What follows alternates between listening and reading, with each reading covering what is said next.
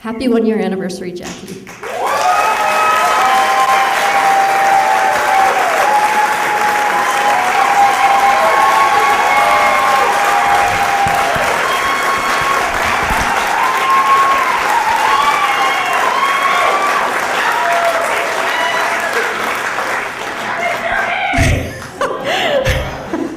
Man, you guys know I'm this big marketing person, right? But I didn't write that. I totally didn't write that. Are you having a good time? Man, who knew that just wanting to get out of the house at night would turn into this? I don't know. Well, so I have 2 kids, which is scary for them. I mean, when I filled the application to become a parent, it didn't really go so well. It said sex, and I wrote productive. And I wrote experience with children. Does a baby alive count?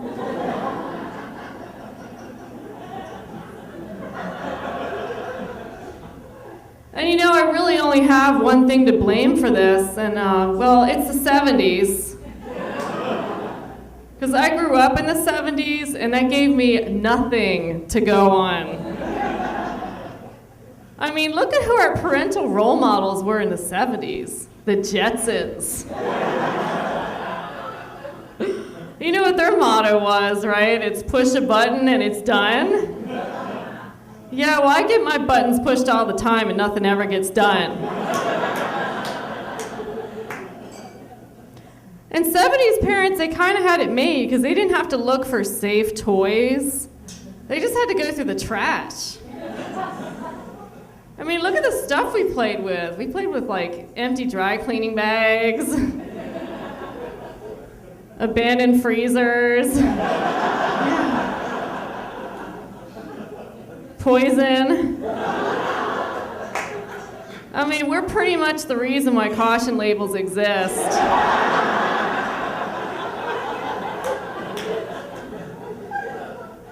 And 70s parents didn't really have to worry about, nutrition because they had sugar. Do you guys remember this Kool-Aid commercial? Yeah, so this lady, she's sitting there dumping 10 pounds of sugar in this little pitcher.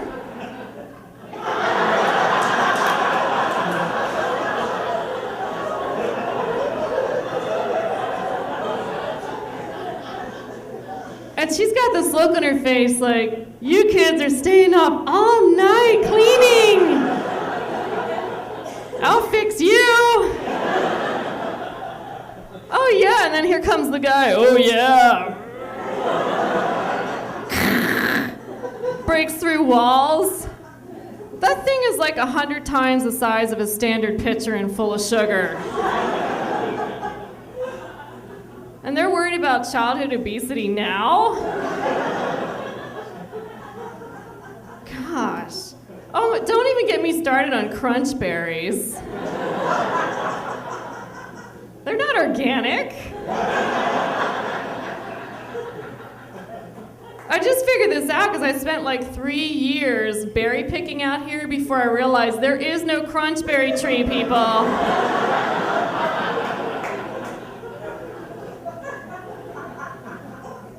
Okay, and what about Lucky Charms, the most important acid trip of the day?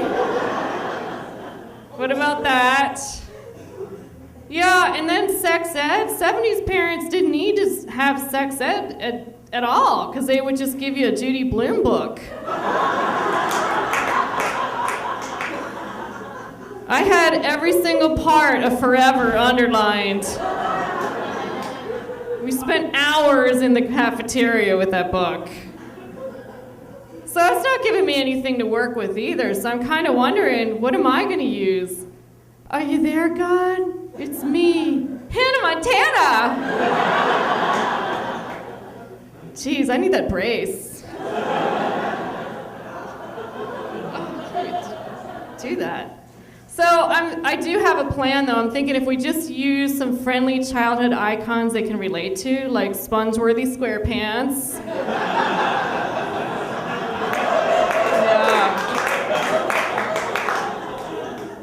Thomas the Steamy Tank Engine.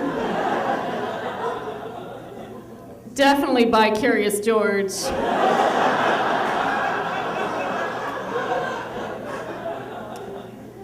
You know, I don't want you guys getting the wrong idea, though. I mean, I try really hard to be a good mom.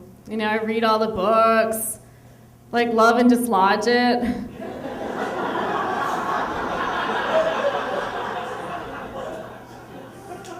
Yeah, and I definitely had a thing for attachment parenting. I was really into that. And, you know, I got really attached to alcohol.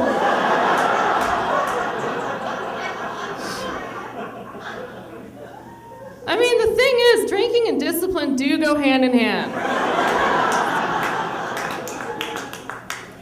As long as you're not using that 1, 2, 3 method, because then it's like, okay, that's 1. Okay, that's 2. Okay, 3. Then I go out. I still go clubbing at Costco. The thing is, I mean, I just turned 40, you guys. 3 years ago. I know, I mean, it's just really hard to stay cool, you know? I thought, well, I'll just get one of those cute little mini van. I mean, there's things I want, like I want whipped cream, but I have to get wrinkle cream. It does taste better. You know, and I went to get a mattress, and so, of course, you know, I want the sleek, feathered top mattress. It looks so good, and the guy's like, no. You need this one right here. Okay, he shows me the muffin top mattress. The one with, like, the bulging sides and the middle-aged bedspread. So I'm like, all right, well, okay, I'll take that, but I want that sleep number. Because, see, here's the thing. I thought the number meant hours.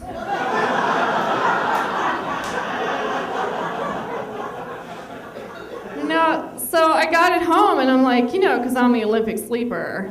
And so I dial in, I'm like, oh, how about 15? Yeah. All right, I woke up 7 hours later. What a ripoff. So then I got out the instructions and it said, well, oh, it's not a sleep number, it's a sex number. Oh, it means the % chance my husband has of getting lucky. That's why it only goes up to 10. Yeah, well, there's a reason why he says that we have a same-sex marriage. You know, because the sex is always the same. And then I'm like, how would he know? Yeah.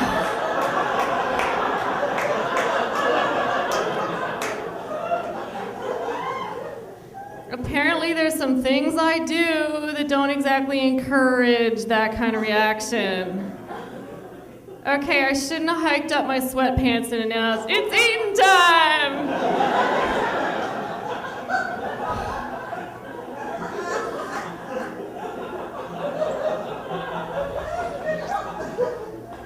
Yeah, and I definitely shouldn't use my gut as a puppet.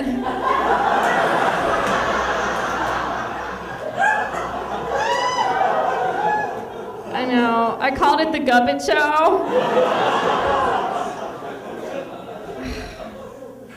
I know. You know, and there's some things, I mean, you know, I used to listen to heavy metal. Now my underwear contains heavy metal. I got the whole underwire, overwire, barbed wire. I mean, he can get to second, but he's got to get out some bolt cutters.